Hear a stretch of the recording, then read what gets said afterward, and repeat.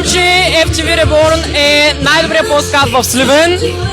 Последвайте ги навсякъде в социалните мрежи, защото правят много готини интервюта и като цяло клипчета и рилчета. Кога последно излага някого? Не може да намериш кога. Преди 2 дена. То па голяма лъжа. Сега ничето ще подпука с въпроси. Подготвям тази, тя ще вземе. Така, сега ще давам и ще си казвам някакви трендови, трябва да ми кажеш хит или кринч. И първото е хит или кринч да пращаш дълги гласове в Инстаграм. По-скоро кринч. Кринч или кринч е да столпваш профила на бившия си или бившата си.